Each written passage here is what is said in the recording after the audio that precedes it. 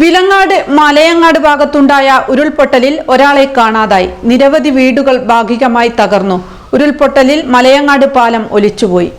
വിലങ്ങാട് മലയങ്ങാട് ഭാഗത്തുണ്ടായ ഉരുൾപൊട്ടലിൽ വ്യാപകമായ നാശനഷ്ടങ്ങളാണ് ഉണ്ടായത്. നിരവധി വീടുകൾ ഭാഗികമായി തകരുകയും പാലങ്ങൾ ഉൾപ്പെടെ ഒലിച്ചു പോവുകയും ചെയ്തു. കൈതപ്പൊയിൽ ആനോറമൽ വള്ളിയാട് റോഡിലുണ്ടായ മണ്ണിടിച്ചിൽ 80 മീറ്ററോളം റോഡ് മണ്ണിനടിയിലായി. ഇവിടെ നിന്ന് 7 കുടുംബങ്ങളെ മാറ്റിപ്പാർപ്പിച്ചു. കുറ്റിയാട് മരുതോങ്കര വില്ലേജിൽ പശുക്കടവ് ഭാഗത്തും ഉരുൾപൊട്ടലുണ്ടായി.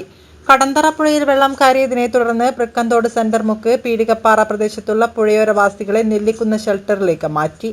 കക്കയം ഡാമിൽ ജലനിരപ്പ് ക്രമാതീതമായി കൂടിയതിനാൽ 2 ഷട്ടറുകളും വിവിധ ഘട്ടങ്ങളിലായി 4 അടി വീതം ഉയർത്തി. കുറ്റ്യാടിപ്പുഴയുടെ തീരങ്ങളിലുള്ളവർക്ക് ജാഗ്രതാ നിർദ്ദേശം നൽകിയിട്ടുണ്ട്. ശക്തമായ മഴയെ തുടർന്ന് പൂനൂർ പുഴ, മാഹിപ്പുഴ, കുറ്റ്യാടിപ്പുഴ, ചാലിയാർ, ചെറുപുഴ എന്നിവയെ ജലനിരപ്പ് അപകടനിലയിലെത്തി. തീരങ്ങളിൽ താമസിക്കുന്നവർ ജാഗ്രത പാലിക്കാൻ നിർദ്ദേശം നൽകി.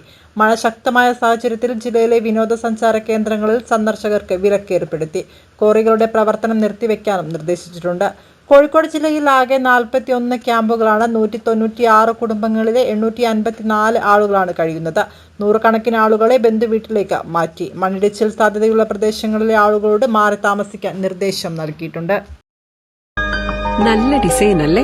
സീതമ്മൾക്ക് സൂപ്പറാ. ഹോൾസെയിൽ പ്രൈസാ. പണിക്കൂലിയും വളരെ കുറവ്. വിശ്വസ്തമാകുന്നത് വാക്ക് പാലിക്കുമ്പോഴാണ്. കുറഞ്ഞ പണിക്കൂലിയിൽ പരിശുദ്ധ സ്വർണം. Golden diamonds, NH bypass opposite Asha hospital, Vadakara. Also at Kannur, നടുവിൽ, ചെറുവത്തൂർ.